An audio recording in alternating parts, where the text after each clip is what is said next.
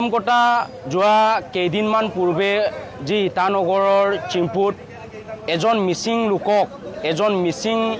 যুৱকে কৰ্মৰ সন্ধানত ইটানগৰলৈ গৈছিল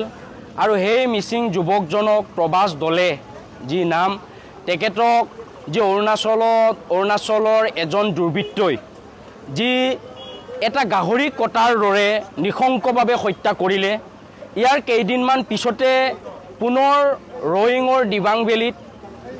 এজন মিচিং যুৱকক পুনৰ কৰ্মৰ সন্ধানত যি গৈছিল বা কাম কৰি আছিল তেখেতক পুনৰ সন্ত্ৰাসবাদীক নিধন কৰাৰ দৰে পিস্তলেৰে যি গুলিয়াই হত্যা কৰিলে।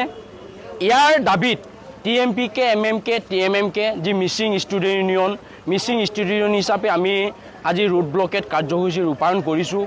আৰু প্ৰথম কথা ইয়াৰে আমি অৰুণাচল চৰকাৰক জনাব বিচাৰিছোঁ, নীৰৱতাক আপোনালোকে কেতিয়াও দুৰ্বলতা হিচাপে আপোনালোকে ভাবি নল'ব।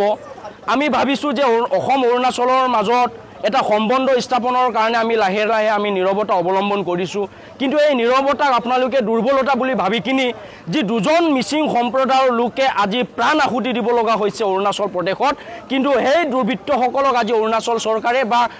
অৰুণাচল চৰকাৰৰ গৃহ বিভাগ আৰু পুলিচ প্ৰশাসনে কিন্তু আজিলৈকে কোনো ধৰণৰ কিন্তু ন্যায় দিব পৰা নাই। সেইবাবে আমি অৰুণাচল চৰকাৰক আমি এষাৰ কথা আমি ক'ব বিচাৰিছোঁ বা দাবী জনাব বিচাৰিছোঁ, যেতিয়ালৈকে দুজন যুৱকৰ যি কালপ্ৰিতসকলক উচিত ফাঁচি দিব নোৱাৰিব সেই সময়লৈকে কিন্তু আমি মিচিং ৰাইজ অসমৰ হিচাপে আমি বহি নাথাকোঁ। এই আন্দোলন কিন্তু অনাগত দিনত কিন্তু ইয়াতকৈ ৰুদ্ধদ্বাৰ হ'ব বুলি আমি কিন্তু ইয়াৰ পৰাই আমি অৰুণাচল চৰকাৰক সকিয়নি দিছোঁ। আৰু দ্বিতীয় কথা, আমাৰ অৰুণাচল আৰু অসমৰ মাজত নিচি হওক, আদি হওক, গালো হওক, আমি ৱেলফেয়াৰ ছ'চাইটি গঠন কৰি সামাজিক কামসমূহ আমি একেলগে কৰি আছোঁ, কিন্তু আজিলৈকে কিন্তু অৰুণাচল চৰকাৰে আমাৰ এই সামাজিক কামসমূহ দেখি নাপালে। আজিলৈকে লাহে লাহে অৰুণাচল চৰকাৰ বহি আছে, অৰুণাচল পুলিচ প্ৰশাসন আজিলৈকে লাহে লাহে বহি আছে, কিন্তু লাহে লাহে বহি থাকিলেও আমি আজি ইয়াৰ পৰা স্পষ্ট কৰিব বিচাৰিছোঁ আমি নীৰৱতা হৈছোঁ, কিন্তু দুৰ্বলতা নহয়। আমি সেইকাৰণে ক'ব বিচাৰিছোঁ যে অনাগত দিনত এই ৰুট ব্লকেট অনিৰ্দিষ্ট কাললৈ থাকিব,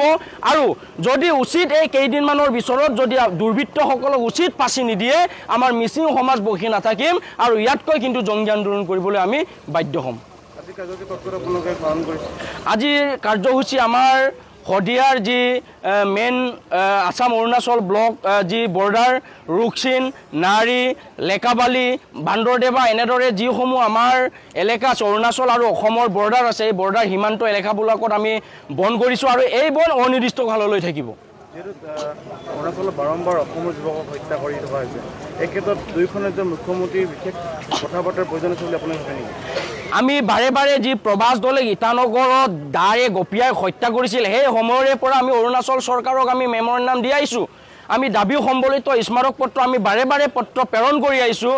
যে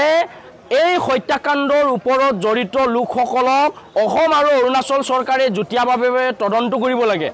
তদন্ত কৰি অসম আৰু অৰুণাচলৰ মুখ্যমন্ত্ৰী মাননীয় অসমৰ মুখ্যমন্ত্ৰী হিমন্ত বিশ্ব শৰ্মা ডাঙৰীয়া আৰু অৰুণাচল প্ৰদেশৰ মুখ্যমন্ত্ৰী পেমা খাণ্ডু ডাঙৰীয়াই একেলগে সাক্ষাৎ কৰিব লাগে যে অসমৰ যুৱকসকলে বাৰে বাৰে অৰুণাচল প্ৰদেশত আমি কাম কৰিবলৈ যায়, কৰ্মৰ সন্ধানত যায়, কিন্তু অসমৰ যুৱক আজি অৰুণাচল প্ৰদেশত নিৰাপত্তা নাই। সেইকাৰণে নিৰাপত্তা থকাকৈ এটা বিশেষ আলোচনা হ'ব লাগে, যি আলোচনাত যাতে অসমৰ যুৱক বাৰে বাৰে অৰুণাচল প্ৰদেশত প্ৰাণ আহুতি দিব নালাগে, ইয়াৰ বাবে কিন্তু অসম আৰু অৰুণাচল চৰকাৰে কিন্তু যুটীয়াভাৱে আলোচনাত মিলিত হোৱাৰ প্ৰয়োজন আছে।